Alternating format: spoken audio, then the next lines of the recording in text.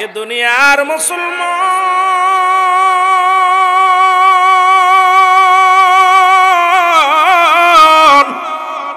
বান্দা যখন রিয়াজুল জান্নাহ বেহেশতের বাগানের দিকে রওনা হয়ে গেছে গো, প্রতিটা কদমে কদমে আমার আল্লাহ রাব্বুল আলামিন ওই বান্দার জীবনের সগীরা গুনাহগুলো মাফ করে দিয়েছে। জোরে বলেন মারহাবা। কি গুনাহ মাফ হয়েছে? সগীরা গুনাহ মাফ। ও যুবক, আজকে বড় ভাগ্যবান আপনারা রে বাবা। আজকে মুসলমান ইউনুসখালীর মানুষেরা ভাগ্যবান, কারণ আজকে মাহফিলের দিকে যখন বাড়ি থেকে রওনা দিচ্ছে প্রতিটা কদমে কদমে রব্বুল আলামিন আপনার আমার জিন্দেগির সব সগীরা গুনাহ মাফ করে দিয়েছে। আমরা শুধু সগীরা গুনাহ করি নাই, পদে পদে করেছি কবিরা গুনাহ। নামাজ ছেড়ে দেয়া কবিরা গুনাহ, মিথ্যা বলা কবিরা গুনাহ। ও মুসলমান শুনে নাও, এরে মুসলমান নামাজের গুরুত্ব ভুলেই তো গেছি। আজকে দুনিয়ার মধ্যে আমরা সবাই এক ওয়াক্ত নামাজ যদি কাজা যায়, মুসলমান শুনে নাও 80 খুতবা পরিমাণ জাহান্নাম গো। যার এক খুতবা পরিমাণ হলো 2,88,00,000 বছর। জোরে জোরে চিল্লায় বল আল্লাহু আকবার। 2,88,00,000 বছর এক ওয়াক্ত নামাজ কাজা গেলে 80 খুতবা পরিমাণ, আরো 79 খুতবা পরিমাণ আছে। তাহলে আপনার জীবনে আমার জীবনে যত নামাজ কাজা গেছে এইগুলো যদি রব্বে কারিম ধরে, আমার আপনার বাঁচার কোনো পথ। এ আমার ভাইরা, আমার বন্ধুরা, আমার গভীর মনোযোগ। নামাজ ছেড়ে দেয়া কবিরা গুনাহ, মিথ্যা বলা কবিরা গুনাহ, বেগানা নারীর সঙ্গে দেখা দেয়া কবিরা গুনাহ, বেগানা পুরুষের সঙ্গে দেখা দিয়ে কবিরা গুনাহ। মাশাআল্লাহ, হয়তো মহেশখালীর মা বোনেরা পর্দার মধ্যে থাকে, বাইরে যায় না। বাবারা, চট্টগ্রামের মেয়েরা হয়তো ভালো পর্দার বিধান মানে, কারণ নামাজ যেমন ফরজ পর্দাও তেমনি ফরজ। বেগানা নারী দেখছি আর দেখা হারাম। এ মুসলমান, যাদের সঙ্গে দেখা দিয়া যায় তাদের সঙ্গে বিয়ে করা হারাম, হারাম, হারাম। যাদের সঙ্গে দেখা দেয়া হারাম তাদের সঙ্গে বিয়ে করা জায়েজ। আজকে আমার সমাজ, আমার জাতি এই পর্দার ওয়াজ যদি করা হয়, যদি এই বিধানের ওয়াজ করা হয়, আমার দেশে অনেক আলেম ধরা পড়ে যায়, অনেক মৌলবী ধরা পড়ে যায়। কারণ যাদের সঙ্গে মুসলমান শুনে নাও বেগানা নারীর চেহারা দেখা হারাম। আর এই হারামকে কেউ হালাল বলার এখতিয়ার কারণ নাই। এত গুনাহ করেছো, গুনাহগুলো মাফের দরকার আছে কি না? আর একটু জোরে জোরে চিল্লায় বলেন আছে কি না? আল্লামা কুতুবী রাহমাতুল্লাহ বয়ান করে, দুনিয়ার মানুষ শোনো, এত গুনাহ করছো, গুনার বোঝা মাথায় নিয়া বান্দা যখন রিয়াজুল জান্নাহ বেহেশতের বাগানে বসে আল্লাহ বলে ডাক দেয়, কবরের কথা চিন্তা করে, কবরের ভয়ে, জাহান্নামের ভয়ে বান্দা যখন চোখের পানিগুলো ছেড়ে দিয়ে বলে, আল্লাহ আমি পাপী, আমি গুনাহগার, রব্বি কারীম,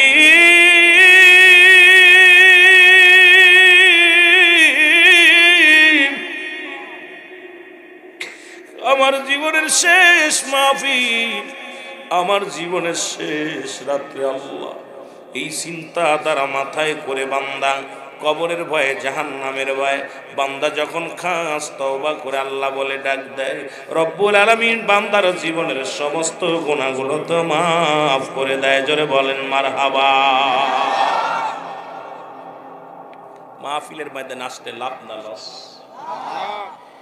বান্দা যখন কবরের কথা, জাহান্নামের ভয় অন্তরে ঢোকে, আল্লাহ আমার জীবনের শেষ মাহফিল। কারণ পৃথিবীর মধ্যে আসার একটা সিরিয়াল আছে, যার কোনো সিরিয়াল নাই। দেখা যায় বাবা জিন্দা, সন্তান দুনিয়ার মধ্যে নাই, নাই। ও যুবক, গতকালকে দেখলাম রে যুবক, গতকাল একটা ঘটনা ঘটে গেল রে মুসলমান। বিবাহের দিন 21 তারিখে, গতকাল বিবাহ হবে 21শে ফেব্রুয়ারি, ধুমধামের সঙ্গে বিয়ে হবে। ছেলে নিজেই দাওয়াত দিতে গেছে বন্ধুর বাড়িতে। বন্ধু এবং বন্ধু আর এক বন্ধুকে সঙ্গে নিয়ে মোটরসাইকেল করে রব্বুল আলামিন এমন যাত্রী সাজাইল, যে গেট দিয়া বিয়ের যাত্রী নিয়ে যাবে, শুভ বিবাহের কাজে যাবে, সেই গেট দিয়া সাদা কাফনের কাফন পরে রওনা হয়ে গেছে। জোরে বলো আল্লাহু আকবার। রব্বুল আলামিন কখন কারে ডাক দিয়ে নিয়ে যাবে কেউ বলতে পারে না। যেহেতু মানুষের মৃত্যু হয় দুইটা টাইমে গো, একটা হলো রাতের বেলা, একটা হলো দিনের বেলা। ও যুবক, দিন শুরু করেছিলাম, মৃত্যুবরণ করি নাই। রাত্র শুরু করেছি, এখন পর্যন্ত মৃত্যুবরণ করি নাই। রাত শেষ করতে পারবো কোনো গ্যারান্টি দিতে পারবো না। যেহেতু কিয়ামত পর্যন্ত আর কোনো নবী আসবে না, কিয়ামত পর্যন্ত নবীদের দরজা বন্ধ, তওবার দরজা খোলা। আপনারা সকলে আমার সঙ্গে একটু তওবা করেন, আস্তাগফিরুল্লাহ রব্বি বিন কুল্লি যামবি আতুবু ইলাইহি। সবাই পড়েন আস্তাগফিরুল্লাহ রব্বি মিন কুল্লি যামবি আতুবু ইলাইহি লা হাওলা ওয়ালা কুওয়াতা ইল্লা বিল্লাহিল আলিয়্যিল আযীম। লা ইলাহা ইল্লাল্লাহু মুহাম্মাদুর রাসূলুল্লাহ। আশহাদু আল্লা ইলাহা ইল্লাল্লাহু ওয়াহদাহু লা শারীকা লাহু। আশহাদু আন্না মুহাম্মাদান আবদুহু ওয়া রাসূলুহু। মুহাব্বতের সঙ্গে দুরূদ শরীফ পড়েন আল্লাহুম্মা।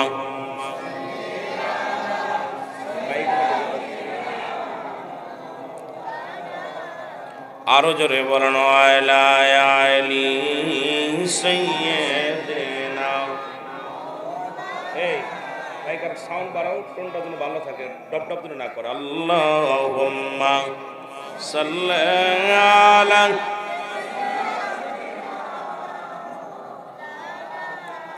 ওয়া আলা আলি সাইয়্যিদিনা। এখন বলতেছিলাম জান্নাতের বাগানে আসার কারণে সগীরা গুনাহ মাফ। ও যুবক, এখন তো শুধু সগীরা গুনাহ করি নাই, কবিরা গুনাহ করলাম। এই কবিরা গুনাহগুলো জান্নাতের বাগানে বসে তওবা করার কারণে আমার আল্লাহ মাফ করে দিয়েছে। জোরে বলেন সুবহানাল্লাহ। এখন আপনি আমি মাসুমের মাসুম হয়ে গেলাম। ও বাবা, মাহফিলে বসেছি গুনাহ মাফের জন্য, মাহফিলে এসেছি চোখের পানি ফেলার জন্য। কোন মুমিন, কোন আল্লাহওয়ালা দুনিয়া করার জন্য আসেন নাই, এসেছে রব্বে কারীমের গোলামি করার জন্য। ও আমার যুবক বন্ধুরা, আমার শুনে নাও, যেহেতু আমরা এই গুনাহ মাফের একটা সুযোগ পাইলাম, আজ থেকে প্রতিজ্ঞা করবো আর গুনাহ করব না, গুনার কাছে যাব না, অন্যায় করব না, জুলুম করব না, ব্যভিচার করব না, মদ গাঁজা খাব না, দুনিয়ার মধ্যে অন্যায় পথে চলব না, দুনিয়ার মধ্যে বিশৃঙ্খলা কোনো কাজ করব না। ইমানি দায়িত্ব নিয়ে রব্বে কারীমের গোলামি করে কাটায় দিব। জোরে বলেন মারহাবা। এ আমার ভাইয়েরা, আমার বন্ধুরা, আমার দুইটা লাভ হলো। প্রথমে আপনাদেরকে তওবা করাইলাম, সুযোগ একটা হয়ে গেল, জীবনে যদি কবুল হয়ে যায় আপনারা আমার জীবন ভাগ্যবান, আমরা ধন্য। এরপরে বলতেছিলাম দুইটা টাইমে মানুষের মরণ হয়, একটা হলো রাতের বেলা, একটা হলো দিনের বেলা। রব্বুল আলামিন দিন শুরু করেছে নামাজ দিয়া, রাতও শুরু করেছে নামাজ দিয়া। এখন আপনি নামাজ কেমনে ফাঁকি দিবেন? ও মুসলমান শুনে নাও, এর দিনের শুরু হলো ফজর,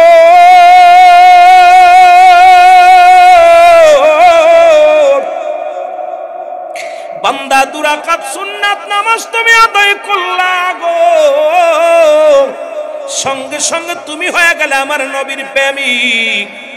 এবার দুরাকাত ফরজ নামাজ তুমি আদায় করলাম, সঙ্গে সঙ্গে হয়ে গেলা তুমি আল্লাহর গোলাম।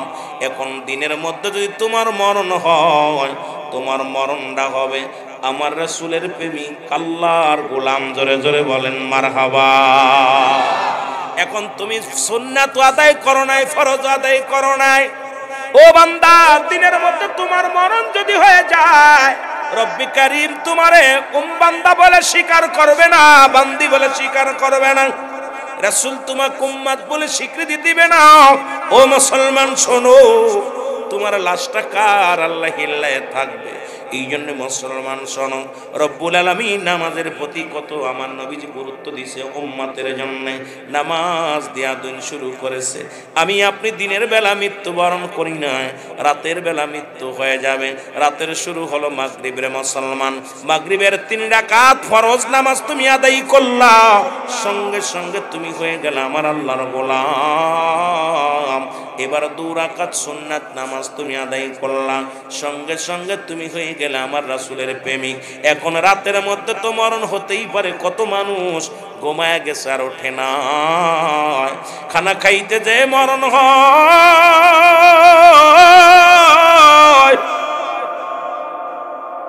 সিজদার মধ্যে মরণ হয়, ঘুমের মধ্যে মরণ হয়, রাস্তা দিয়ে চলতে যে মরণ হয়, কোন হালাতে মরণ হবে জানি না।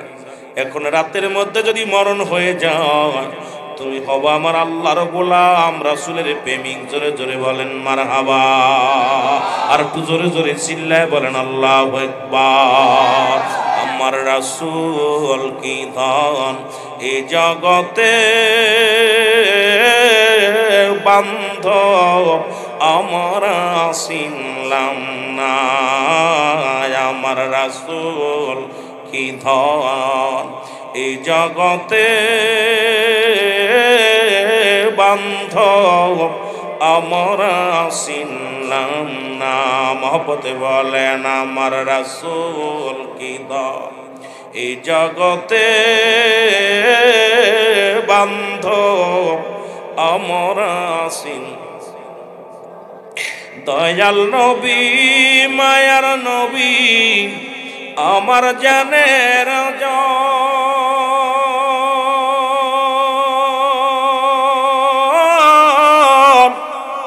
আপনার প্রেমে কান্দে গো নবী মহেশে কার। দয়াল নবী মায়ার নবী আমার জানের জান, আপনার প্রেমে কান্দে গো নবী ইনসখালির আশিকান। দেখা দেন গো দয়াল নবী আমায়, দেখা দেন গো দয়াল নবী আমার, কান্দে আপনার আশিকান গো, কান্দে আপনার আশিকান।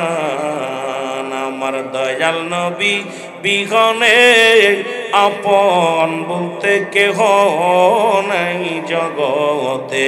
জোরে বলেন মারহাবা। এ দুনিয়ার মুসলমান গভীর মনোযোগ। নবী করিম সাল্লাল্লাহু আলাইহি ওয়াসাল্লাম ডাকতে বলে উম্মতিরা গো,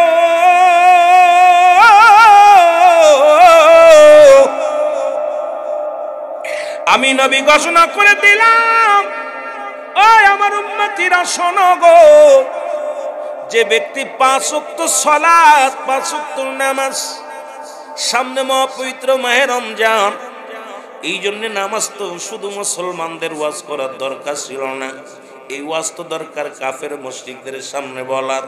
তারপরও বলে যায়, নবীজি বললেন যে ব্যক্তি 5 ওয়াক্ত সালাত 5 ওয়াক্ত নামাজ সময় মতো ওক্তে মোতাদাই করবে গো, আল্লাহর নবী তার হাত ধরে জান্নাতে নিবে। জোরে বলেন মারহাবা। রাসূলুল্লাহর সঙ্গে কে কে জান্নাতে যেতে চান একটু হাত দুখানে তুলে দেখা। নারায়ে তাকবীর, নারায়ে তাকবীর, নারায়ে রিসালাত। মানে মুসলমান নারায়ে গাউসিয়া। যে কথাগুলো বলি দিলের কান্ডা লাগায় শুনে নাও। নবীজি বললেন যে ব্যক্তি 5 ওয়াক্ত সালাত 5 ওয়াক্ত নামাজ সময় মতো ওক্ত মতো আদায় করবে, রব্বুল আলামিনের হাবিব হাত ধরে জান্নাতে নিয়ে যাবে। রাসূলুল্লাহর সব গরীব সাহাবী নাম তারা স্বামী। আমার মা বোনেরা যারা আলোচনা শুনতেছেন, অনেক দিক আলোচনা ঘুরাইতে হবে, কারণ একদিকে গেলে হবে না। আমার অনেক যুবক বাবারা আছেন, অনেক বাবারা আছেন, অনেক মারা আছেন, আলোচনা চারিদিকে ঘুরাইতে হবে যাতে একটু করে বুঝতে পারলো যেন বুঝতে পারে। এর আব্দুল্লাহ আনসারীর বিবি ডাক দে বলে, স্বামী আপনার এত দেরি হলো, আমার নবীজি কি ওয়াজ করছে আমারে বলেন। কারণ নবীর সাহাবীদের বিবির অপেক্ষায় থাকতো রাসূলুল্লাহ কি ওয়াজ করছে, নবীর ওয়াজগুলো শুনবে। আর আমাদের বিবিরা কোন অপেক্ষায় থাকে, বাজারে গেছে মিষ্টি আনবে, বাজারে গেছে আমাদের জন্য মজা আনবে। মুসলমান শুনে নাও, সব অপেক্ষা বন্ধ করো, মাহফিল আছে, জিগাবা বাড়ি গেল, আমার স্বামী গো রুহুল আমিন সিদ্দিকী সাহেব কি ওয়াজ করছে, সাকাত হোসেন সাহেব কি ওয়াজ করছে, যদি আমলের ওয়াজ থাকে আমাকে একটু বলে আমি একটু আমল করব। জোরে জোরে চিল্লায় বলো মারহাবা। রাসূলের সাহাবী আব্দুল্লাহ আনসারী ডাকতে কয়, স্বামী আব্দুল্লাহ আনসারী বিবি ডাকতে কয়, স্বামী রে আমার নবী কি ওয়াজ করছে একটু বলেন। আব্দুল্লাহ আনসারী বিবি বলা পর আনসারী বলে, বিবি রে আমার নবী ওয়াজ করছে যে ব্যক্তি 5 ওয়াক্ত সালাত জামাতের সঙ্গে ওক্তীয় মতো সময় মতো আদায় করতে পারবে, আল্লাহ নবী তার হাত ধরে জান্নাতে নিয়ে যাবে। জোরে জোরে চিল্লায়া বলেন মারহাবা।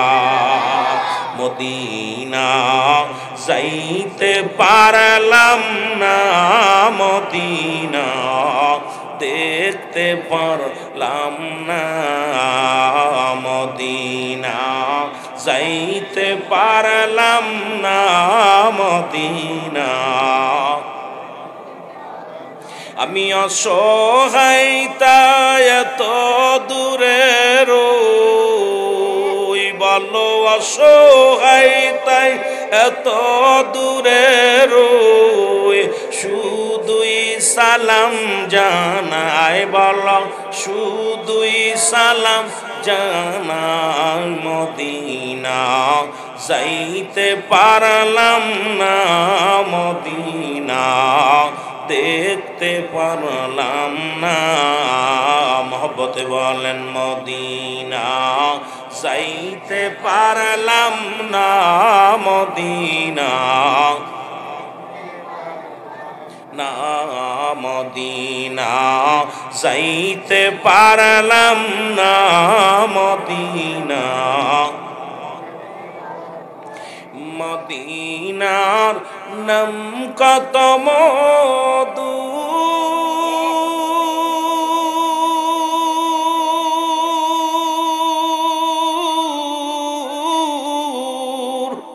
মদিনা আর যে কত দূর,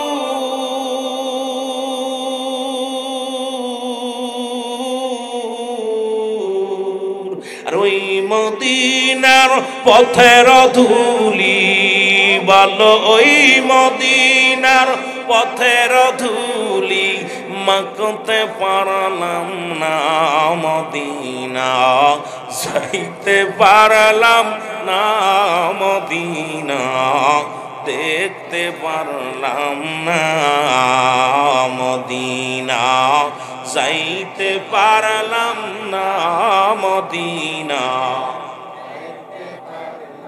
আমি অসহায় তাই এত দূরে রই, আমি অসহায় তাই দূর থেকে সালাম জানাই, বলো দূর থেকে সালাম জানাই, মদিনা যাইতে পারলাম না, মদিনা মদিনার নাম কত সুন্দর,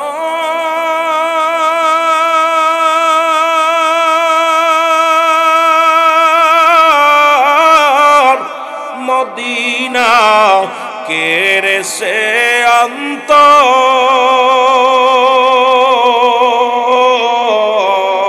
মদিনার নাম কত সুন্দর,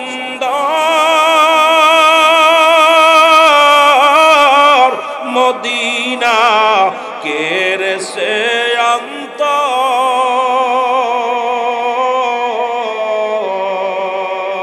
এই মহেশখালী থানার সালাম খানি, মহেশখালী থানার সালাম খানি পৌঁছাই দিও মদিনায়, বলো পৌঁছাই দিও মদিনায়, মদিনা।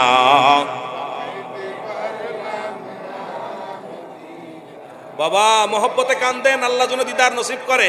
মদিনা যাইতে পারলাম না, মদিনা আমি অসহায় তাই এত দূরে রই, আমি অসহায় তাই দূর থেকে সালাম জানাই, শুধু দূর থেকে সালাম জানাই। মদিনা যাইতে পারলাম না, মদিনা মদিনার পুবল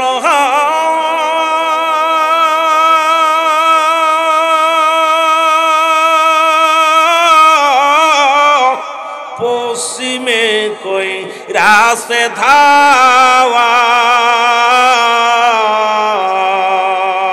এই গরিব দুঃখীর সালাম খানি, গরিব দুঃখীর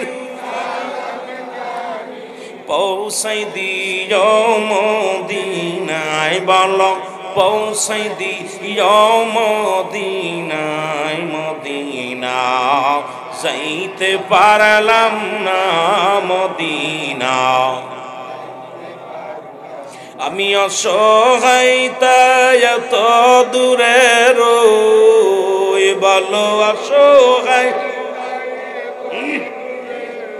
দূর থেকে সালাম জানাই, শুধু দূর থেকে সালাম জানাই। মদিনা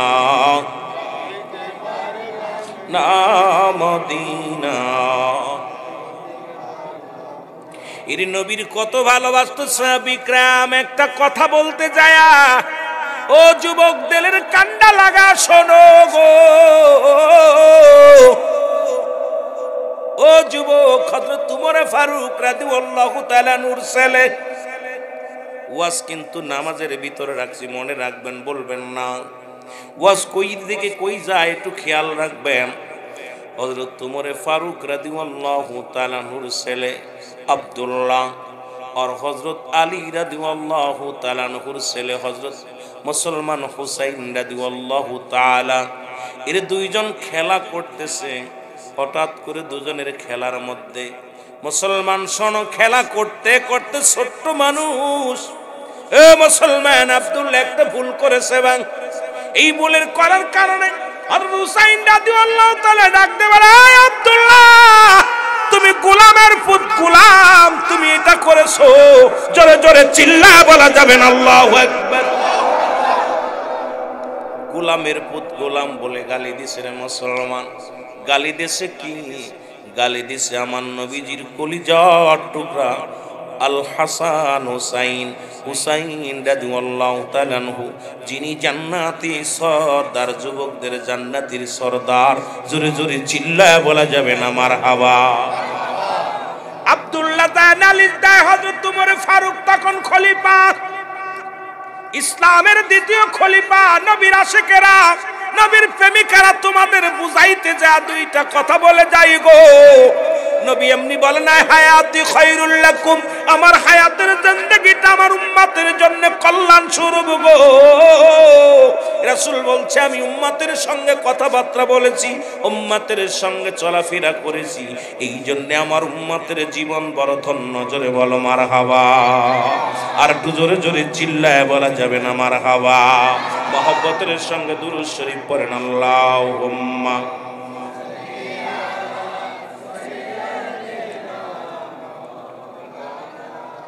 একটা ঘিরান কিসের ওয়ালা আলি সাইয়্যিদিনা।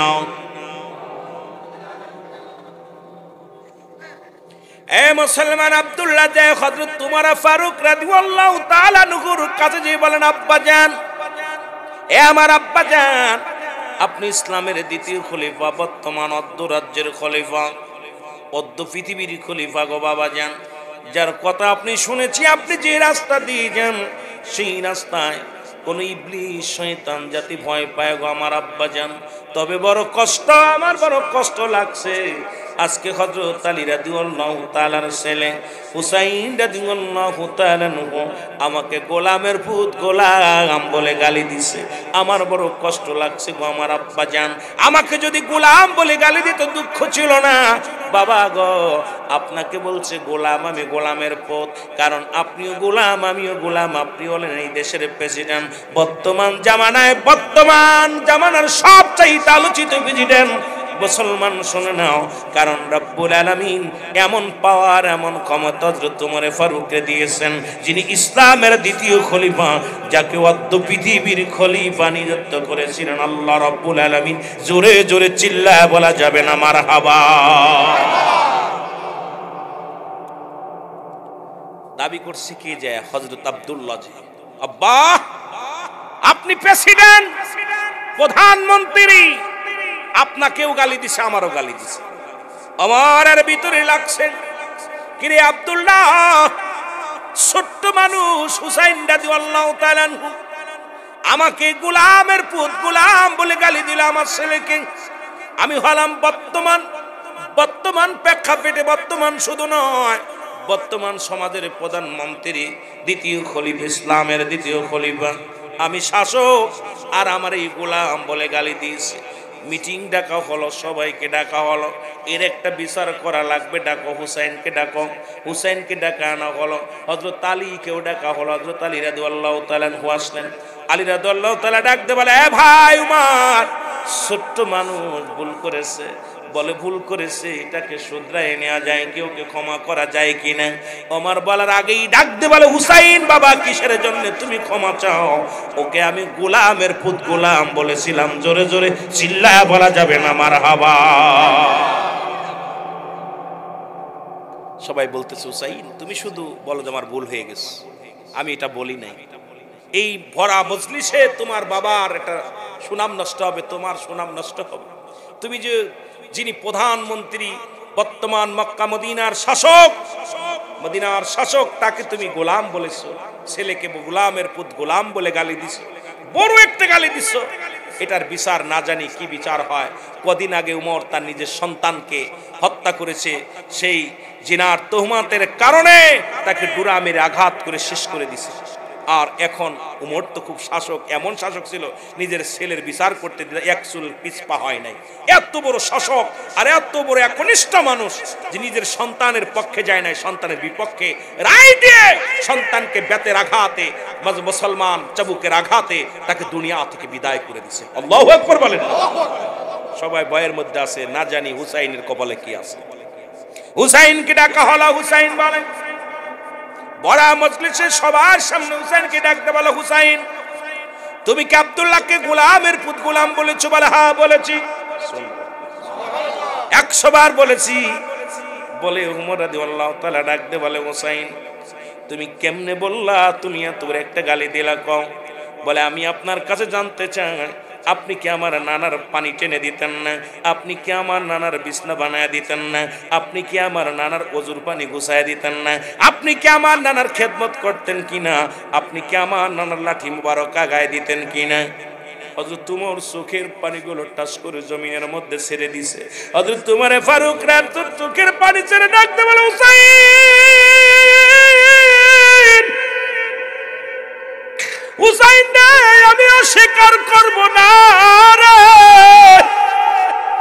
এরে আমি রাহমাতুল লিল আলামিনের গোলাম, আমি তো অস্বীকার করি না। জোরে জোরে চিল্লায় বলা যাবে না মারহাবা। ডাকতে বলে, এ উমর আপনি আমার নানার গোলাম ছিলেন কি না? বলেন হ্যাঁ। এখন আপনার ছেলেকে বলেছি গোলামের পুত গোলাম, সুতরাং আপনি আমার নানার গোলাম, আর আপনার সন্তান হলো মুসলমান আব্দুল্লাহ, এই জন্য আমি গোলামের পুত গোলাম বলেছি। হযরত তোমার চোখের পানিগুলো টাচ করে জমিনের মধ্যে ছেড়ে দিয়ে ডাক দেব, আলী রে, ও ভাই আলী এদিকে আসো, এই নাও এক টুকরা কাগজ নাও, এই কাগজের মধ্যে সবার সামনে হুসাইনকে লিখে দিতে বলো, সে আমারে গোলামের পথ গোলাম বলেছে, আমার এই নবীর গোলাম বলেছে, এটা লিখে দিতে বলো। আজকে আমরা নবীর গোলাম বললে মানুষের নজরে লেগে যায়, যখন বলি নবীজির গোলাম সঙ্গে সঙ্গে মানুষের চোখের কাটা হয়ে যায়, কয় নবীর কোনো গোলাম নাই। আরে আমরা যদি নবীর গোলামি করতে পারি আমার আপনার জীবনটা বড় ধন্য, জোরে বলেন ঠিক কিনা? এ আমার ভাইয়েরা, আমার বন্ধুরা, আমার হযরত উমর ফারুক কাগজখানা দিলেন, এ ভাই আলী এই কাগজের মধ্যে হুসাইন রাদিয়াল্লাহু তাআলাকে লিখে দিতে বলো, আমাকে সে গোলাম বলেছে, তারপর আমি বিচার দেখতেছি, তারপরে কি বিচার করা যায়। লোকজন আশ্চর্য হয়ে গেলেন, সবাই তাকায় হযরত উমরের দিকে, না জানি হুসাইনের বিপক্ষে কি বিচার যায়। হুসাইন রাদিয়াল্লাহু তাআলা লিখে দিলেন, হ্যাঁ সাক্ষ্য করে দিলেন, আমি আপনাকে গোলামের পুত গোলাম বলেছি। কাগজখানা নিয়ে একটা চুমা দিয়ে বুকের সঙ্গে ধরে ডাকতে বলে, এই উপস্থিত জনগণ শোনো গো, আমি যেদিন মারা যাব, আমি দুনিয়া থেকে বিদায় হয়ে যাব, দুনিয়ার মধ্যে বেশি দিন থাকবো না, আমার ডাক এসে যাবে যে কোনো মুহূর্তে। আমি যেদিন মারা যাব ওই কাপড়ের মধ্যে যখন মোরাইবার হুসাইনের স্বাক্ষর করা এই চিঠিখানা, হুসাইনের স্বাক্ষর করা এই কাগজখানা আমার বুকের মধ্যে দিয়া দিবা। যখন ফেরেশতা সে আমার যখন কাপড়ের কাপড় খুলবে, মুখ খুলিয়া যেন আমি যে গোলাম ছিলাম, নবীর গোলাম, এটা যেন দেখতে পারে, আমি কবরের ভিতরে যেন নবীর গোলাম হয়ে উঠতে পারি। জোরে জোরে চিল্লায় বলেন মারহাবা। নবীজির গোলামেদের কোন চিন্তা নাই, আয় নবীজির দিদারে মদিনাতে যায়, বলে নাই নবীজির দিদারে মদিনাতে যায়। আল্লাহুম্মা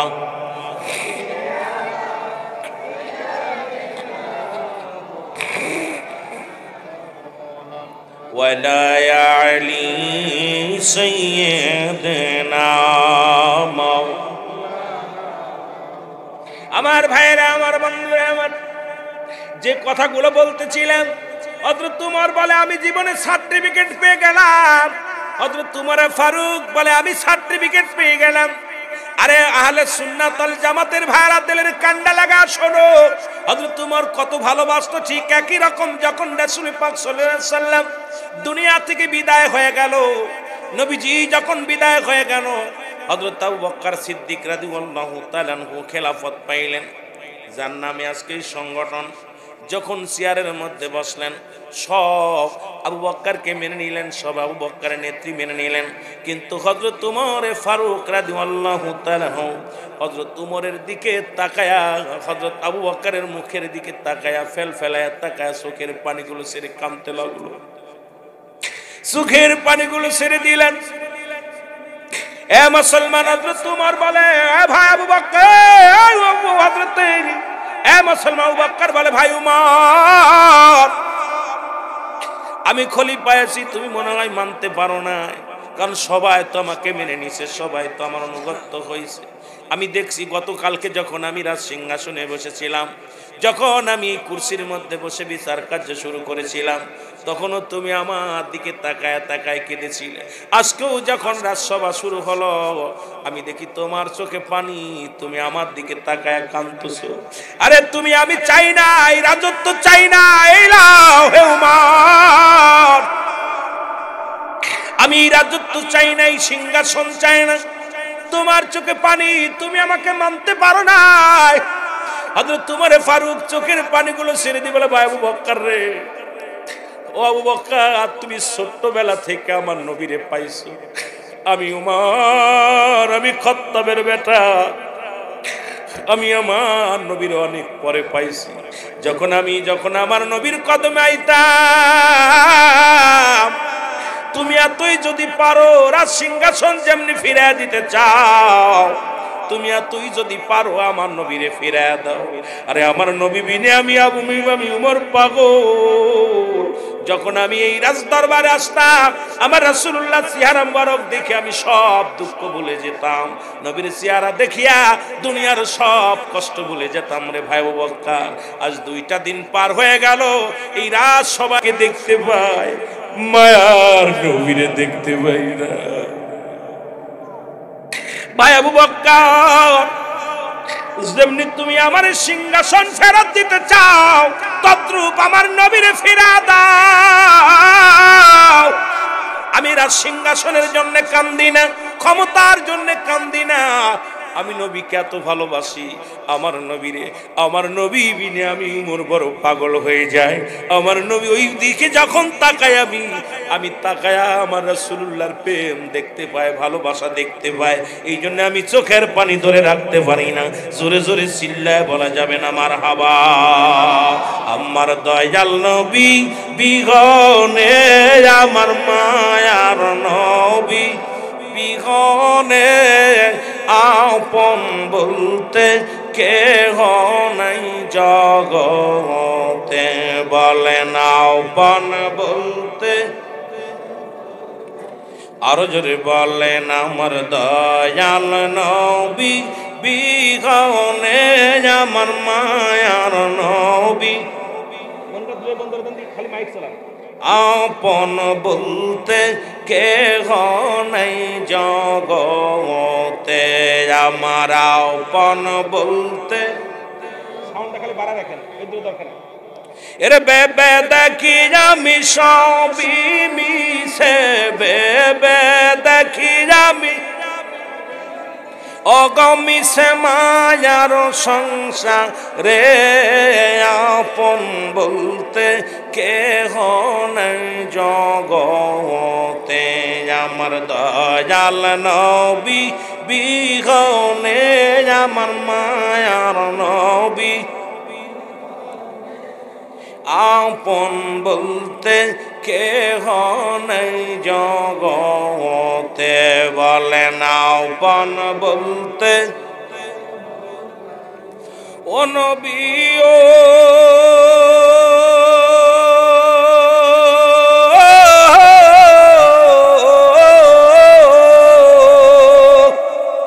এই মদিনাতে আসেন গো আপনি, আমায় এতিম বানায়া।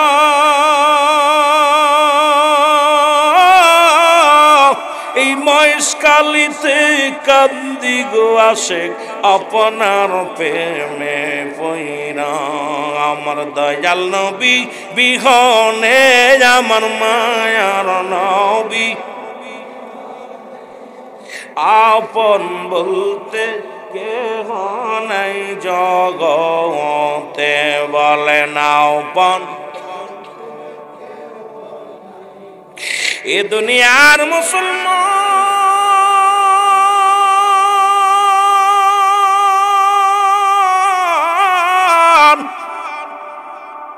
আব্দুল্লাহ আনসারী মনে আসেনি রে বাবা? জোরে জোরে চিল্লা বলা যাবে না আল্লাহু আকবার। আব্দুল্লাহ আনসারী ডাকতে বলে, বিবি ও বিবি শোনো গো, আজকে নবী ওয়াজ করছে যে ব্যক্তি 5 ওয়াক্ত নামাজ, মনে আছে 5 ওয়াক্ত নামাজ সময় মতো ওয়াক্ত মতো আদায় করতে পারবে, আল্লাহর নবী ওয়াদা করেছে রাসূলুল্লাহ তার হাত ধরে জান্নাতে নিবে। সুবহানাল্লাহ বলেন। আব্দুল্লাহ আনসারী বিবি ডাক দে কয়, স্বামী স্বামী রে, আপনার কাছে খাবার চাই না, বাড়ি চাই না, সম্পদ চাই না, কোনো দামি গহনা চাই না, আপনি একটু সময় করে দিবেন, আমিও যেন 5 ওয়াক্ত সালাত 5 ওয়াক্ত নামাজ সময় মতো আদায় করতে পারি, আমিও যেন আপনার সঙ্গে রাসূলুল্লাহর সঙ্গে জান্নাতে যেতে পারি। স্বামীর একটা মাত্র দাবি, আপনি আমার এই সুযোগটুকু করে দিবেন, আমিও যেন 5 ওয়াক্ত সালাত আদায় করতে পারি। জোরে বলেন মারহাবা। প্রতিদিন আনসারী নামাজে যায়, 5 ওয়াক্ত নামাজে আনসারী প্রতিদিন যায়। সালাম ফিরায় রাসূলুল্লাহ দেখে, ডান দিক থেকে বাম দিকে সালাম ফিরানো পর আনসারী মসজিদ থেকে বাইর হয়ে যায়, এক দড়ি বাড়ি চলে আসে। রাসূলুল্লাহ সাহাবীদেরকে বললেন, সাহাবীরানি আমি কদিন লক্ষ্য করি আনসারী নামাজে আসে সময় মতো, একদম কাটায় কাটায় যখন আমি দাঁড়ায় যাব তখন নামাজে আসে, আবার সালাম শেষ করার পর আনসারী মসজিদ থেকে বাইর হয়ে দৌড়ায় বাড়ির দিকে যায়। খবর নাও আমার আনসারী কি হয়েছে, আমার আনসারী কেন এটা করে, কেন আজ কয়দিন আমি আলোচনায় বসেন আমার আনসারী। নবীজি বলা পরে সাহাবীরা বলেন, ইয়া রাসূলুল্লাহ ইয়া হাবিবাল্লাহ, নিশ্চিত আনসারী দুনিয়ার কোনো প্রেমে পড়ছে, দুনিয়ার কোনো ঝামেলার মধ্যে আছে, এই জন্য আপনার আনসারী নামাজ শেষ করে চলে যায়। আমার নবী বলে, আমার সাহাবীরা রে, আমি নবী নিজে যাব খবর নিব আমার আনসারী কেন নামাজ শেষ করে দৌড়ায়া মসজিদ থেকে বাইর হয়ে যায়, আমি নবী নিজেই খবর নিব। জোরে জোরে বলেন আল্লাহু আকবার। রাসূলুল্লাহ বললেন, আমি নিজেই খবর নিব। এবার রাসূলুল্লাহ চলে গেলেন আনসারীর বাড়িতে, সালাম দা, আসসালামু আলাইকুম ইয়া আলাল বাইত।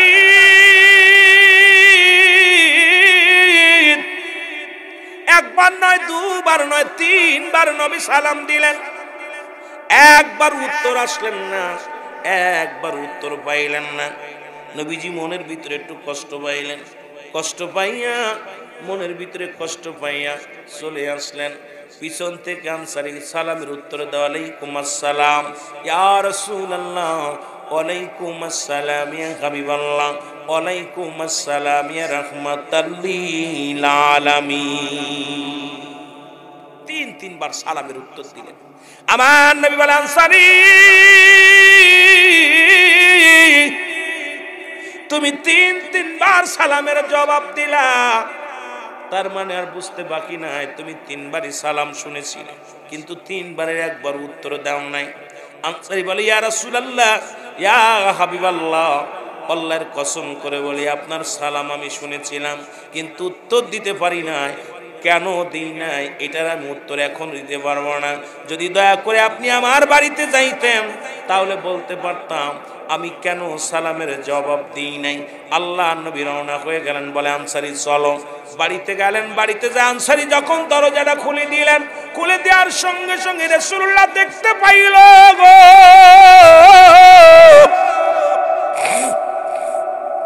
আল্লাহ নবী রাহমাতুল লিল আলামিন দেখতে পাইলেন ঘরের ভিতরে বিশাল একটা গর্ত খোঁড়া। নবীজি বলেন, আনসারী রে, ঘরের ভিতরে এত বড় গর্ত কেন খোঁড়া? আনসারী বলে, ইয়া রাসূলুল্লাহ ইয়া হাবিবাল্লাহ, যখন আপনি আমাকে সালাম দিয়েছিলেন ইয়া রাসূলুল্লাহ ইয়া হাবিবাল্লাহ, তখন আমি উলঙ্গ অবস্থায় গর্তের মধ্যে বসে ছিলাম। নবী বলে, আনসারী রে তুমি কি শোনাইতে চাও? বলি, ইয়া রাসূলুল্লাহ ইয়া হাবিবাল্লাহ, আমাদের স্বামী স্ত্রী মিলে মাত্র একখানা কাপড়। নবী গো, যখন আজান পড়ে যায় মসজিদে, তখন ওই আমার বিবি উলঙ্গ গর্তের মধ্যে বসে থাকে, আমি কাপড়টা পরিধান করে নামাজে চলে যাই, আবার যখন নামাজ শেষ করে বাড়িতে দৌড়ে আসি, আমি গর্তের মধ্যে ঢুকে যাই, আমি কাপড়খানা খুলে দিয়া নবী গো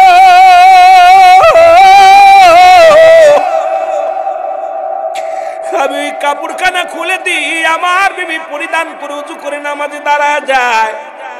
ইয়া রাসূলুল্লাহ ইয়া হাবিবাল্লাহ, আপনি যখন আমার সালাম দিয়েছিলেন, যখন আমার ঘরে আপনি আগমন করেছিলেন, আল্লাহর কসম করে বলি নবী গো, তখন আমি উলঙ্গ অবস্থায় গর্তের মধ্যে বসেছিলাম, এই কারণে আপনার সালামের জবাব দিতে পারি নাই। আল্লাহ নবী বলে, আনসারী রে তুমি কি শুনাইলা?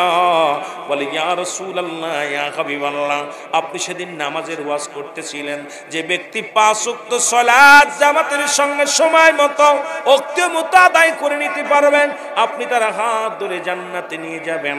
এই কথাটা যখন আমি বাড়ি এসে আমার বিবিরে শোনাই, আমার বিবি আমার হাতে ধরে বলেছিল, স্বামীরে জীবনে কোনো দামি কাপড় চাই না, খাবার চাই না, কোনো সোনা দানা চাই না, আপনি আমাকে একটু সুযোগ করে দিবেন, আমিও যেন 5 ওয়াক্ত সালাত আদায় করে রাহমাতুল লিল আলামিন এবং আপনার সঙ্গে জান্নাতে যেতে পারি। ইয়া রাসূলুল্লাহ ইয়া হাবিবাল্লাহ, এই কারণে আমার একটা কাপড়ের জন্য আমরা নবী গো, ইয়া রাসূলুল্লাহ ইয়া হাবিবাল্লাহ, মায়ের নবী, নবী গো,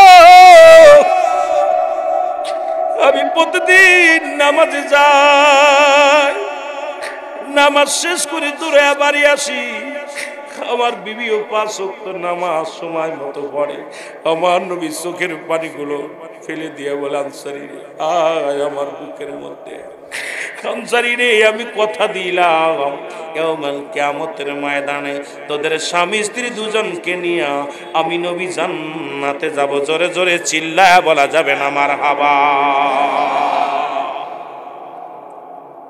এ আমার ভাইয়েরা, আমার বন্ধুরা, আমার এই চট্টগ্রাম মহেশখালীর জমিনে এমন কোন গরিব নাই যার এক টুকরা কাপড় আছে। তারপরে নামাজের কেন এত আলাদ, মসজিদে আজান দিলে মুসল্লি হয় না, বড় কষ্ট লাগে রে মুসলমান।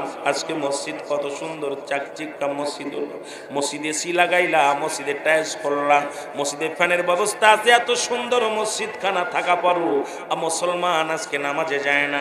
আমার বাবারা বড় কষ্ট হয়। আরে এমন কোন গরিব আছে কি আপনাদের এই থানার মধ্যে? এমন কোন গরিব আছে যার এক টুকরা কাপড় আছে? যে পাগল, যে সবচেয়ে ফকির ভিক্ষা করে খায়, তারও 3-4টা কাপড়। তাহলে নামাজের যদি হিসাব সে আমার আল্লাহ রব্বুল আলামিন এই নামাজের হিসাব দিয়ে আমাদের দ্বারাই সম্ভব হবে না। জোরে বলেন ঠিক কি না? একটু মহব্বতের সঙ্গে দুরূদ শরীফ পড়েন, আল্লাহুম্মা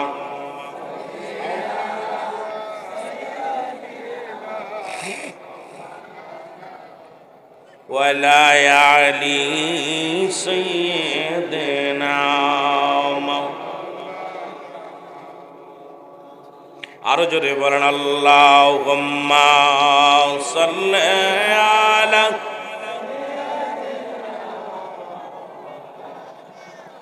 ওয়ালা আলি সাইয়্যিদিনা।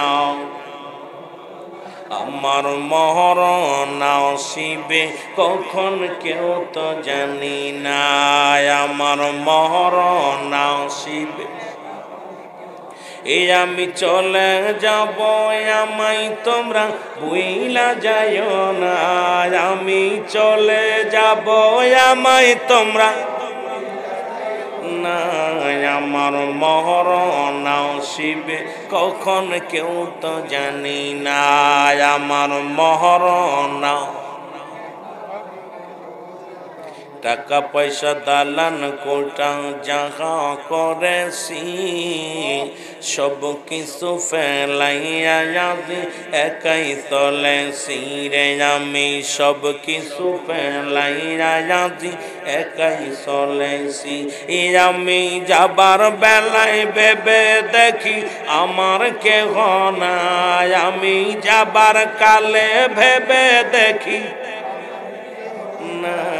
আমার মরণ নসিবে কখন কেউ তো জানি না, আমার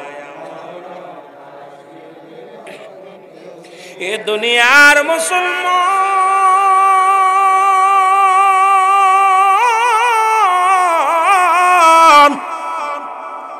মানুষের 3টা বিপদ। নাম্বার 1 হলো মানুষের মরণ।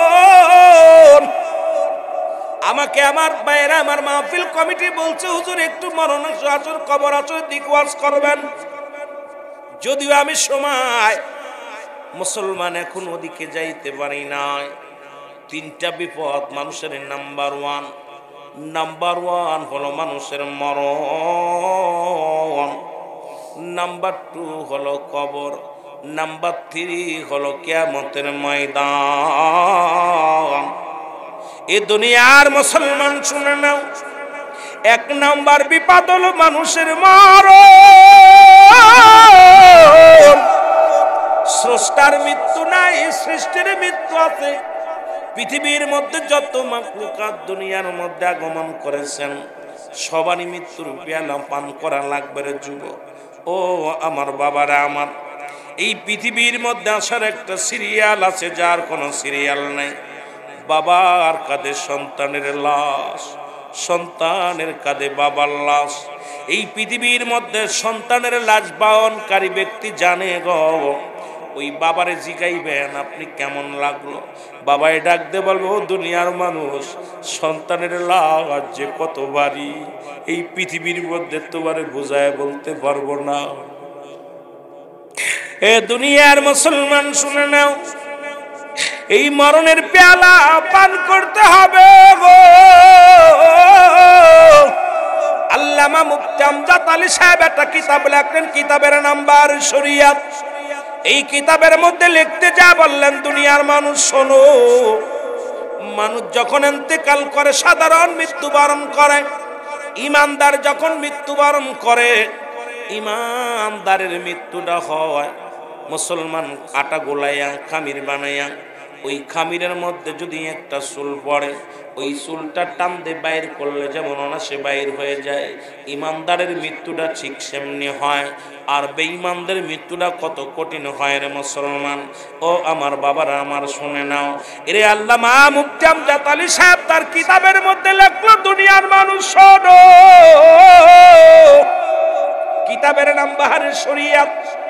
এই কিতাবের মধ্যে লিখলেন, মানুষ যখন মারা যায় 70টা তাজা উটের গায়ের চামড়া জবাই না করিয়া উল্টো দিকে টান দিয়া লবণ আর মরিচ লাগায় দিলে যতটুক যন্ত্রণা হয়,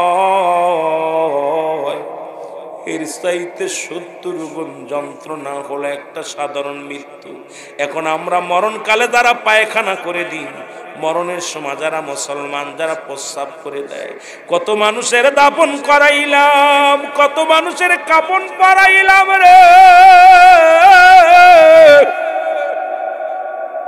ওই মরণের সময় যাদের চোখ দুটি বড় বড় হয়ে যায়, মরণের সময় যাদের জিহ্বাটা বড় হয়ে যায়, কত মানুষ মরণের সময় জিহ্বা বাইর হয়ে যায়, কত মানুষের চোখ দুটি বড় বড় হয়ে যায়, এক টঙ্গ পড়ে যায়, পায়খানা প্রস্রাব করে দেয়, তাদের মৃত্যুটা কত কঠিন হয়। আল্লাহ, এই মৃত্যুর পেয়ালা পান করতে হবে, এর মধ্যে কোনো সন্দেহ নাই। ফিরাউন নমরুদ কারণ যারা খোদাই দাবি করেছিল, তারাও তো দুনিয়া থেকে চলে গেছে, আমি আপনিও চলে যেতে হবে, থাকার জায়গা না। জোরে জোরে চিল্লায় বলেন যে ঠিক কিনা। এই পৃথিবী চিরদিনই থাকার জায়গা নয়, অন্ধকার কবর যে তোমার আসল ঠিকানা রে মানুষ, অন্ধকার কবর যে তোমার, আরো জোরে বলেন, অন্ধকার কবর যে তোমার। এই আমি চলে যাব, আমায় তোমরা ভুইলা যাইও না, আমি চলে যাব না, আমার মরণ আসিবে কখন কেউ তো জানি না, আমার মরণ। টাকা পয়সা দালান কোটাও যাহা করেছি, সব কিছু ফেলাইয়া যাচ্ছি, একাই চলেছি রে আমি, সব কিছু ফেলাইয়া যাচ্ছি। আমি যাবার কালে ভেবে দেখি আমার কেহ নাই, আমি যাবার কালে ভেবে দেখি নাই, আমার মরণ আসিবে কখন কেউ তো জানি না, আমার এ দুনিয়ার মুসলমান। সামনে মহাপবিত্র মাহে রমজান মাস।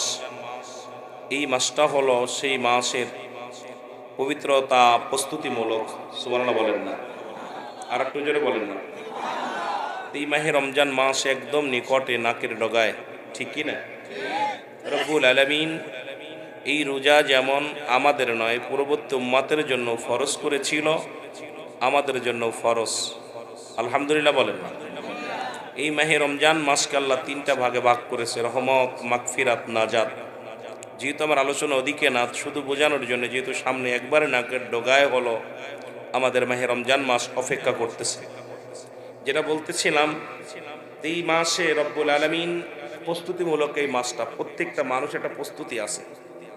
প্রত্যেকটা মানুষ এই রমজান মাসে রাসূল আকরাম সাল্লাল্লাহু আলাইহি সাল্লাম, তার সাহাবী আকরাম সবাই প্রস্তুতি নিতেন। সেই প্রস্তুতিমূলক মাস হলো এই শাবান মাস। জোরে বলেন ঠিক কিনা? কোন মাস? পবিত্র শাবান মাস। এরপরেই মাহে রমজান মাস।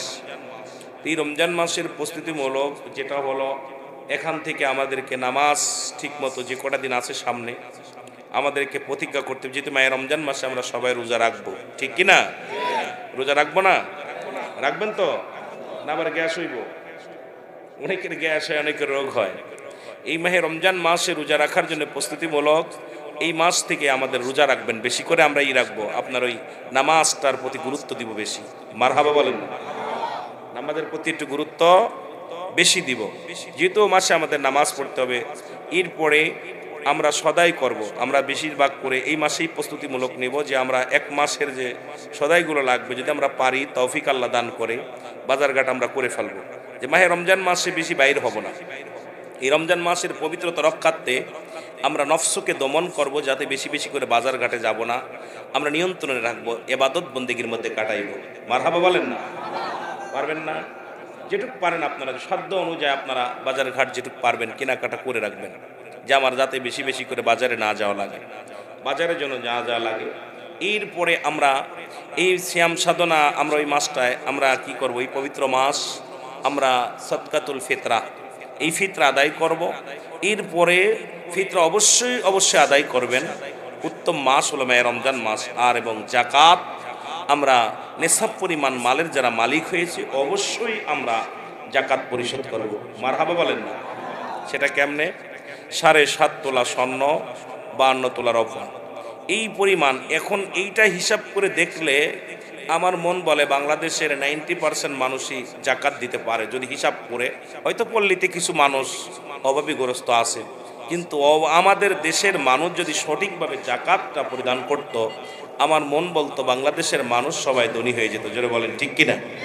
কিন্তু আমাদের জাকাত হয়তো আপনার আমার হয়েছে 10 লাখ, দিতেছে 2 লাখ, হইতেছে 1 কোটি টাকা, দিতেছে 2 কেন লুঙ্গি আর একটা গামছা দিয়া মানুষকে দেখাইতেছি সেলফি তুইলা, আর ওই ধাক্কা ধাক্কি করে মারা একটা শাড়ি দিতেছি, একটা লুঙ্গি দিতেছি, দেওয়ার বিনিময়ে মানুষকে দেখাইতেছি। এরপরে আমার দেখা যায় যে আমার 90 ভাগের 1 ভাগ জাকাত আমি দিই নাই।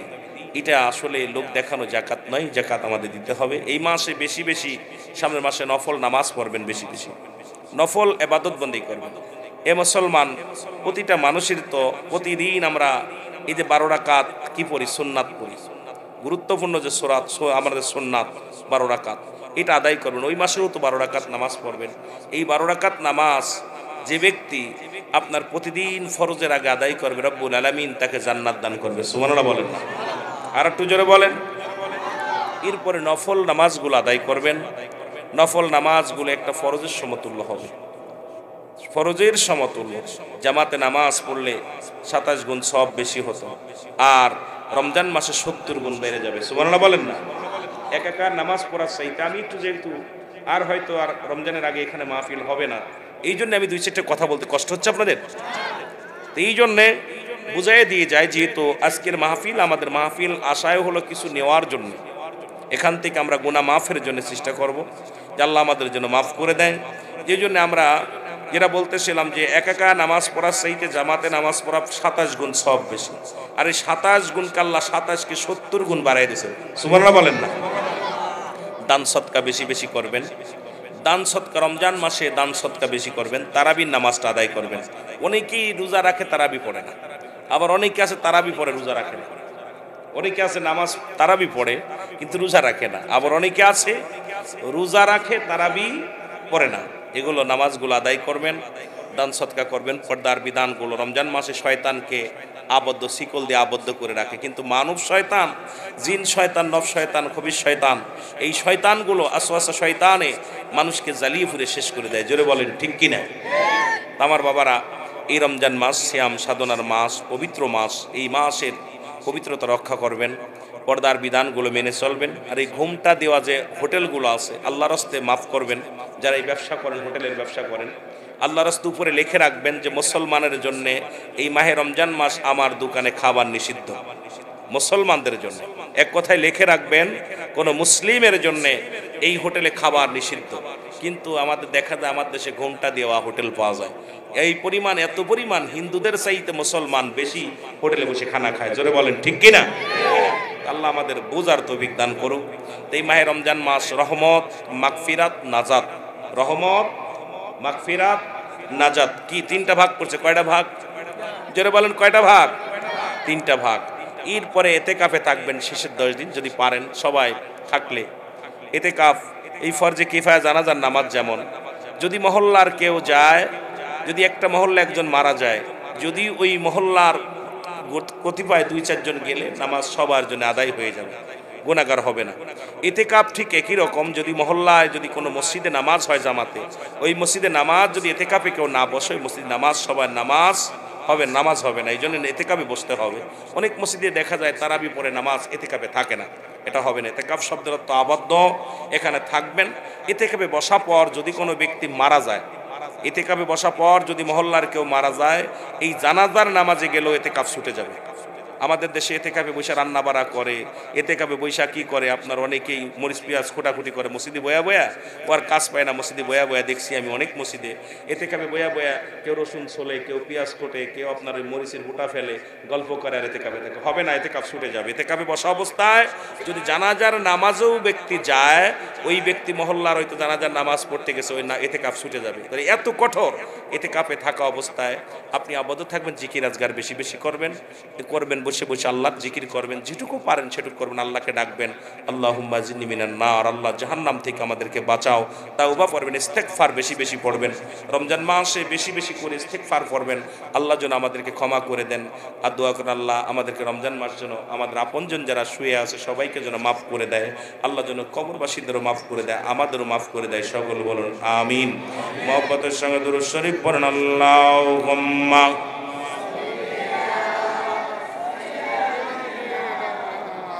মাওলানা মুহাম্মাদান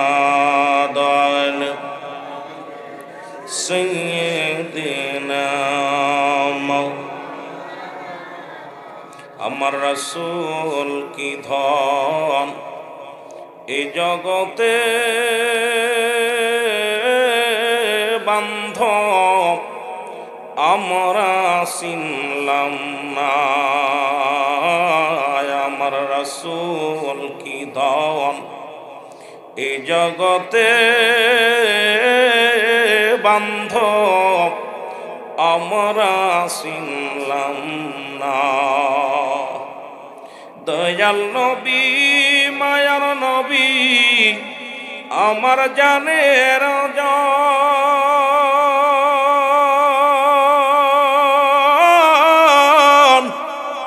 আপনি বিনে কঠিন দিনে কে বাঁচাবে মান, আমার রাসূল কি ধন এই জগতে বান্ধব আমরা চিনলাম না। আল্লাহুম্মা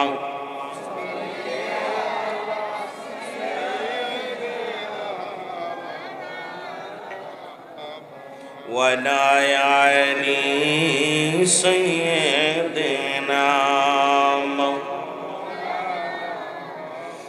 এ দুনিয়ার মুসলমান গভীর মনোযোগ, রব্বুল আলামিন রিয়াজুল জান্নাহ বেহেশতের বাগানে গো